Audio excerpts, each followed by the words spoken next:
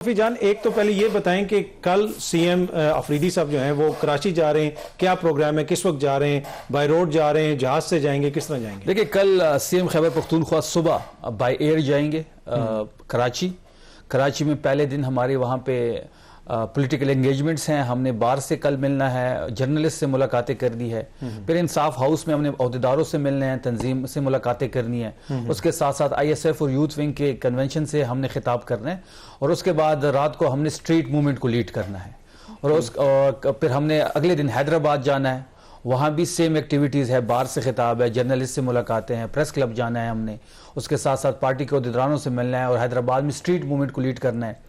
फिर हमने कराची दोबारा जलसे की इजाजत भी मांगी थी ना आप लोगों ने, वो बिल्कुल अभी तक तो नहीं मिली। हालांकि अभी मेरे साथ टॉक शो में नासिर हुसैन शाह साहब थे, उन्होंने ये कमिट किया है कि हम आपको बागी जिना में NOC दे रहे हैं, जो कि खुश आइंद है।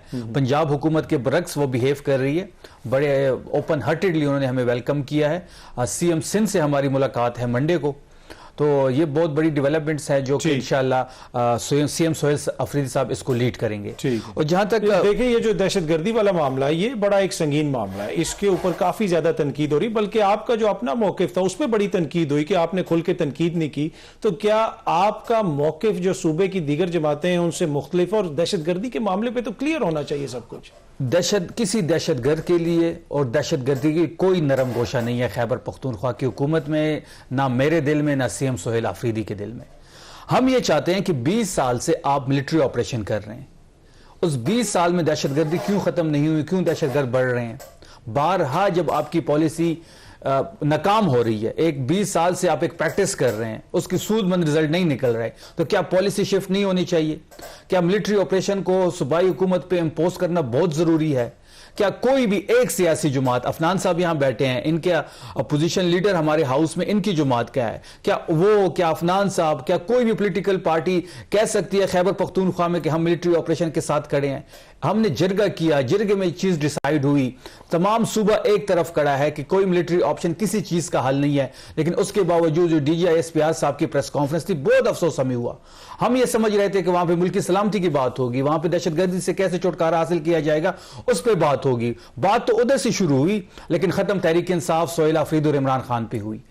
हम ये चाहते हैं कि एक नेशनल पॉलिसी बनाई जाए, उसमें हम सूबाई हुकूमत को बैठाया जाए, वफाकी हुकूमत बैठे, एस्टेब्लिशमेंट बैठे, एक मुश्तरका पॉलिसी बनाए और उस पॉलिसी की TOR सेट करे, और उन TOR सेट के मुताबिक ही वहां पे कार्रवाई हो जो कि सूदमंद साबित होगी। हमारे कबायली अमीदीन से मशवरा किया जाए, क्योंकि वही लोग इफेक्ट हो रहे हैं, डिस्प्लेस मेरे लोग हो रहे हैं, शहीद मेरे लोग हो रहे हैं, फोर्सेस के जो लोग हैं वो भी हमारे हैं, जो शहीद हो रहे हैं वो भी हमारे हैं, वो भी खैबर पख्तूनख्वा से बिलोंग करते हैं। 90% लोग जो दहशतगर्दी की जद में शहीद हो रहे हैं, चाहे सिविलियन है चाहे फोर्सेस हैं, वो KP के हैं। दोनों साइड पे KP के लोग सफर कर रहे हैं।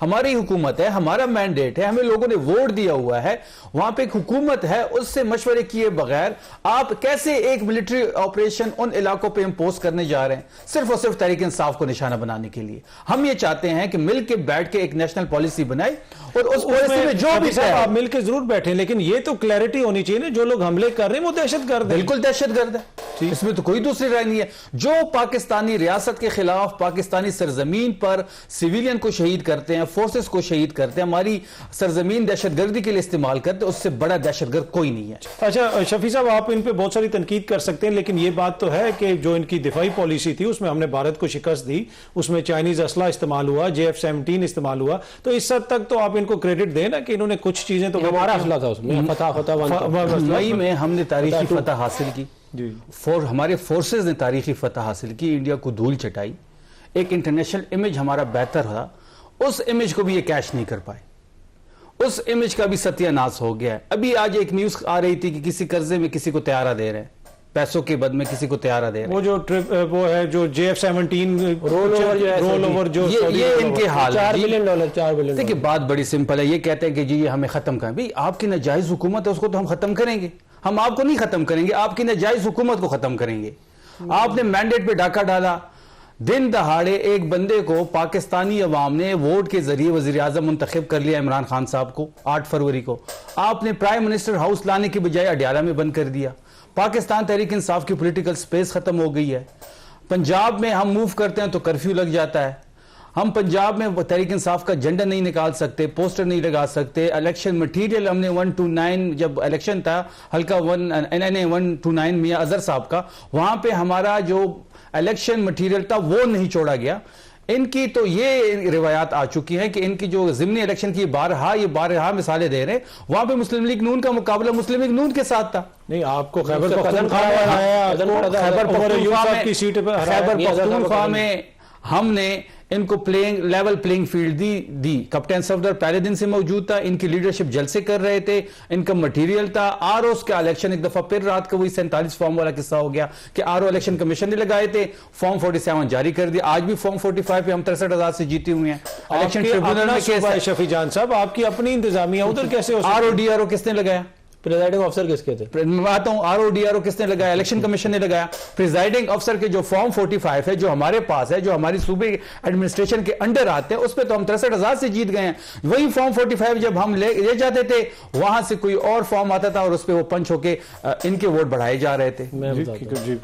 अच्छा शफी साहब, आप इन पे बहुत सारी तनकीद कर सकते हैं, लेकिन ये बात तो है कि जो इनकी दिफाई पॉलिसी थी उसमें हमने भारत को शिकस्त दी, उसमें चाइनीज असला इस्तेमाल हुआ, JF-17 इस्तेमाल हुआ, तो इस हद तक तो आप इनको क्रेडिट दें ना कि इन्होंने कुछ चीजें तो हमारा असला था उसमें मई में हमने तारीखी फतह हासिल की, हमारे फोर्सेज ने तारीखी फतह हासिल की, इंडिया को धूल चटाई, एक इंटरनेशनल इमेज हमारा बेहतर था। उस इमेज को भी ये कैश नहीं कर पाए, उस इमेज का भी सत्यानाश हो गया है। अभी आज एक न्यूज आ रही थी कि किसी कर्जे में किसी को त्यारा दे रहे हैं, पैसों के बद में किसी को त्यारा दे रहे हैं। वो जो ट्रिप वो है जो JF-17 रोल ओवर जो ये इनके हाल $4 बिलियन। देखिए बात बड़ी सिंपल है, ये कहते हैं कि जी ये हमें खत्म करें। भाई आपकी नाजायज हुकूमत है, उसको तो हम खत्म करेंगे, हम आपको नहीं खत्म करेंगे, आपकी नाजायज हुकूमत को खत्म करेंगे। आपने मैंडेट पे डाका डाला, दिन दहाड़े एक बंदे को पाकिस्तानी अवाम ने वोट के जरिए वजीर आजम मुंतखब कर लिया, इमरान खान साहब को 8 फरवरी को। आपने प्राइम मिनिस्टर हाउस लाने की बजाय अडयाला में बंद कर दिया। पाकिस्तान तहरीक इंसाफ की पॉलिटिकल स्पेस खत्म हो गई है। पंजाब में हम मूव करते हैं तो कर्फ्यू लग जाता है। हम पंजाब में तहरीक इंसाफ का झंडा नहीं निकाल सकते, पोस्टर नहीं लगा सकते। इलेक्शन मटीरियल हमने 129 जब इलेक्शन था हल्का 129 मियां अजहर साहब का, वहां पे हमारा जो इलेक्शन मटीरियल था वो नहीं छोड़ा गया। इनकी तो ये रिवायात आ चुकी है कि इनकी जो ज़िमनी इलेक्शन की बारहा मिसालें दे रहे हैं, वहां पे मुस्लिम लीग नून का मुकाबला मुस्लिम लीग नून के साथ था। नहीं, आपको खैबर पख्तूनख्वा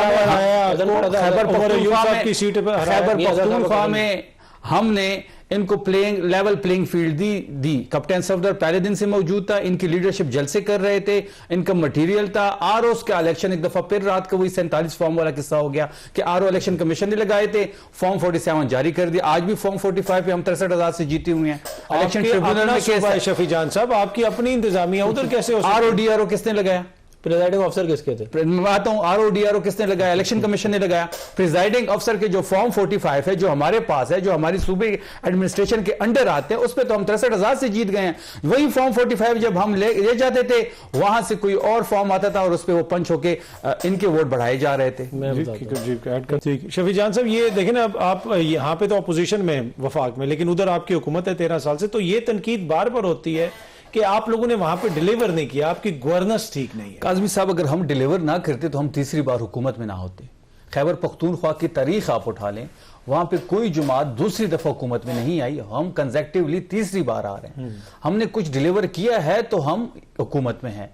अफनान साहब ने पंजाब और KP को एक मुकाबला कराया कि जी लाहौर और पेशावर, मैं चैलेंज करता हूं इनको कि हम गवर्नेंस में इनसे आगे हैं। आप इंटरनेशनल ट्रांसपेरेंसी की रिपोर्ट उठा लें, सबसे ज्यादा करप्शन जो है सिंध में, उसके बाद पंजाब में, और खैबर पख्तूनख्वा का आखिरी नंबर है। गवर्नेंस के हिसाब से खैबर पख्तूनख्वा सबसे सर फहरिस्त है। सबसे करप्ट इदारा पंजाब पुलिस है। बिल्कुल कर लेते हैं, मैं 12 साल की अपनी परफॉर्मेंस ले आता हूं।